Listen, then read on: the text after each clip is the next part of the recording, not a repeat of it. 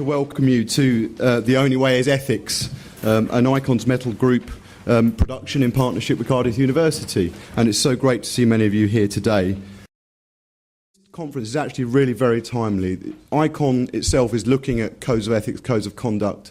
It has adopted the ECHO Code of Ethics, but has felt, I think quite rightly, that it's time to really reassess that, and particularly in terms of professional practice as an issue. And as we go through the day, we know that this is a massively complex area, and we're probably not going to be managed to get through everything, but it's about professional practice. It brings us into issues of taste, moral evaluations, and links to standards, and often ethical, if we call them standards, is a difficult one to use, but if we take ethical guidelines, often the requirements of an ethical standpoint are above those of the law. And if we're looking at professional practice, we do have to consider how that works within the law as well. There's also issues of authenticity, which we're going to be seen raised today. So that's a very complex area, value and significance. These are not easy questions. And ethics always causes quite a lot of heated debate. I don't know if any of you ever look at the ArtWatch, International ArtWatch UK sites, and some of the fairly vitriol, as any way to describe it, against conservators, particularly those that are working with fine master paintings, is quite amusing at times, but it's actually quite vicious. And if any of you have followed the debate that's been in the press around the recent restoration of the Last Supper, it's been quite startling, some of the headlines, really questioning in the open press how things are being done and why they're being done. So it's very, very important that we engage with this, because it is about professional judgment. And people getting professional judgment wrong can resign. We've seen recently at the Louvre, people resign from the advisory board, and people can lose their jobs because they don't practice properly. So this is a really serious issue for us to sort out. So ethics matter. And today what we're going to try and do is unpack some of those issues, knock them around a bit, and then we'll see where we go at the end of the day. Okay, moving on, I'd like to introduce the panel to you. Starting on the end, Katie, would you care to kick off? Hi, is it hello? That's it. Yes. Technical expert here. My name's Katie Lithgow. I'm head conservator at the National Trust, which kind of means that I'm responsible for looking after all the collections and historic interiors in our 250-odd historic houses open to the public, and there's a lot of others which aren't. And I can hear feedback. That's right, there's somebody who's sorting the sound out. You're okay. And so that's a great range of materials, and I'm also chair of the PACR Accreditation Committee. So I have an interest in the standards which inform professional practice. Thank you, Katie. Oh, thank you, Katie. Jonathan. Hi, I'm Jonathan Ashley-Smith. I'm currently in the guise of an old man. I left school when I was 16, and in the 50 years that have followed on from that, I have been variously a layabout, a scientist, a restorer, a manager, and a teacher. And not necessarily in that order, and because, well, even though I am a man, I managed to do some of those simultaneously. But this means, having this multifarious background, a lot of experience in different areas, I can see things from a lot of different views, which makes discussing ethics very difficult because I can see all sides of all arguments.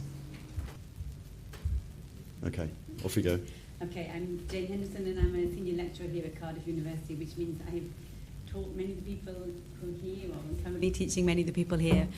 I think that my biggest interest at the moment is in decision making, and I think that when we look at constructing an ethical code, what we're looking at is how we construct ethical decisions. And I think our ability to be able to analyse and critique and think about how we're making decisions is quite important.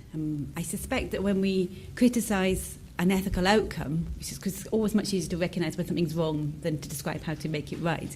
But when we criticise an ethical outcome, I think we're normally criticising the criteria by which someone has made a decision.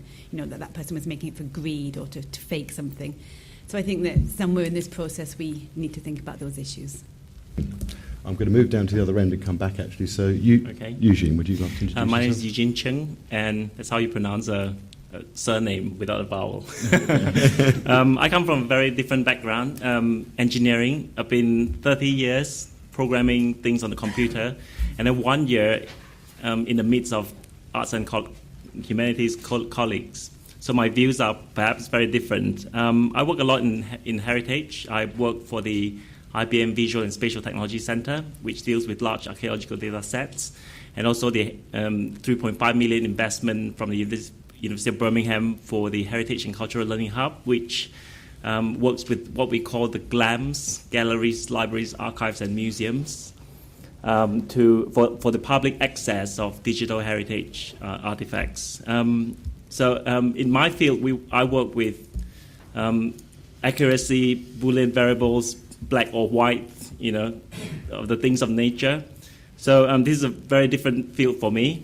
So I hope my statements or words will not shock you. Otherwise, my colleagues will rescue me. But I'm very interested in the fidelity in digital reconstruction, the accuracy of laser scans and management of large data sets, authorship and ownership of digital contents, preservation of algorithms. Other than that, sustainability of storage mediums over the years, integration of social media and digital heritage applications. So these are some of the areas I'm very interested in. Thank you. Thank you, Eugene. Kieran. Hello, my name is Kieran Lavelle. I'm a current student whom Jane is currently teaching. I'm doing a master's course and I graduated from an undergrad course here a few years back. Ever since I came here, I developed my interest in conservation ethics, which I added to my former career as an archaeologist.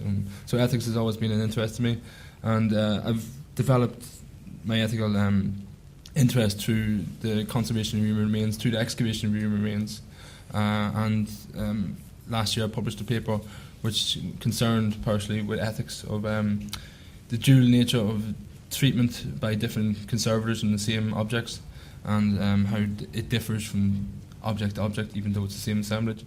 I am interested in ethics, and I have developed my framework of ethics before I even came to conservation, and it's only I hardwired it. But even though I have experience in a few institutions since I originally graduated from an undergrad course, I believe that sometimes when recent graduates come from any university, some institutions probably wouldn't take them seriously, having a framework of ethics.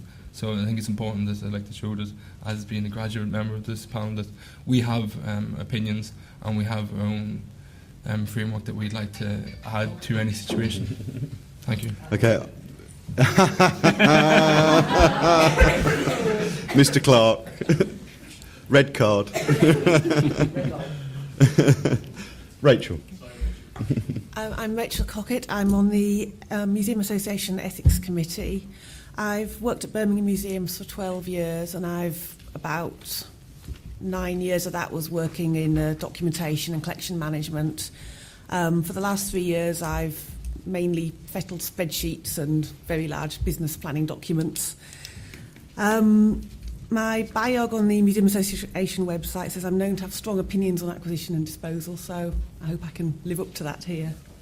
Thank you very much, Rachel. So you can see we have a diverse panel. I think it was really important. We felt that if we are going to develop codes of ethics, codes of conduct, it can't be something that's done in an insular way. We have to have some outward measure of the standards and ideas that we go forward with. So that was the idea of bringing in a slightly wider panel. But they do have other interests. Rachel is well known on Twitter. She is influential apparently on Mr. Spock, other sci-fi issues, museums and gin, actually. Jonathan has a strong interest in cider, I understand. And Jane has a very strong interest in shoes, particularly by Kurt Geiger. I really don't know if the other members of the panel well enough to be able to comment on that, but just to give you an idea that they do have a broader perspective, because actually ethics are something that come into our everyday lives. We make decisions on a daily basis, who we bank with, do we recycle. These are all ethical decisions that we make, and we do them regularly. But they are actually often about a moral choice, and they are often, we were having this discussion last night, fundamentally about truth. If you look at what we seek in people is them to act truthfully, and I think that reflects partly on what Jane was saying about how we express our decision making. But let's see where we go with today. I'm really looking forward to it, and I think we are slightly ahead of schedule, which is a good thing. So I am going to invite the first speaker, Mr. Chris Knapp, to step up. Chris.